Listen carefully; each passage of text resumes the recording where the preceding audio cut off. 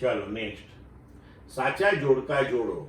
Column 1 વિદ્યુત અવરોધ, બી વિદ્યુત સ્થિતિમાન, સી વિશિષ્ટ અવરોધ, ડી વિશિષ્ટ વાહકતા.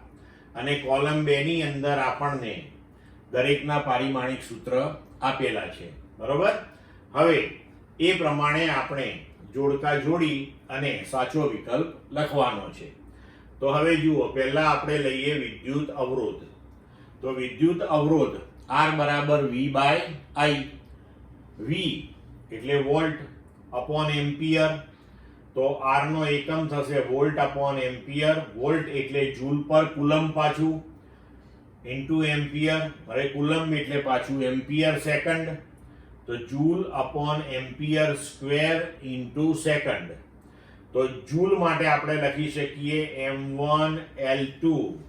જૂલ માટે આપણે લખી શકીએ m1 L2 T-2 upon ampere નો A2 અને સેકન્ડ નું થયું T1. તો હવે પરિણામી સૂત્ર આપણું થઈ જશે m1 L2. આ T1 ને ઉપર લઈ જઈએ તો T-3, A2 ને ઉપર લઈ જઈએ તો A-2. તો આ થયું આપણા માટે Q. તો વિદ્યુત અવરોધ જે છે એના માટે આપણે આ વિકલ્પ લખી શકીએ. હવે બીજું લઈએ તો કે વિદ્યુત સ્થિતિમાન. તો વિદ્યુત સ્થિતિમાનનો એકમ છે વોલ્ટ એટલે કે જૂલ પર કુલમ. તો joule upon ampere second. Joule માટે m1 L2 T-2 અને એમ્પિયર સેકન્ડ નીચે છે તો એને ઉપર લઈ લઈએ તો m1 L2 T-3 A-1. એટલે કે વિદ્યુત સ્થિતિમાન માટે પારિમાણિક સૂત્ર થશે R માં આપેલું છે તે. હવે વિશિષ્ટ અવરોધ. તો વિશિષ્ટ અવરોધનો એકમ છે ઓમ મીટર. ઓમ માટે આપણે અહીંયા જોયું જૂલ પર એમ્પિયર સ્ક્વેર સેકન્ડ. તો જૂલ પર ampere square second into metre.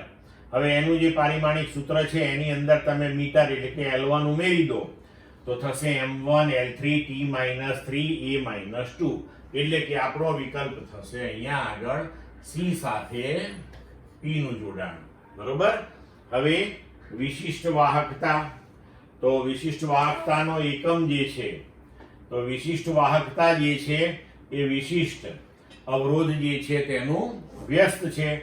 તો એનું પારિમાણિક સૂત્ર થશે m-1. આના કરતા ઊંધું વ્યસ્ત પ્રમાણમાં m-1 L-3 T-3. તો અહીંયા T3, અહીંયા A-2 તો અહીંયા A2. પણ એ આપણને વિકલ્પમાં આપ્યું નથી એટલે વિશિષ્ટ વાહકતા માટે આપણો વિકલ્પ થશે આમાંથી એક પણ નહીં.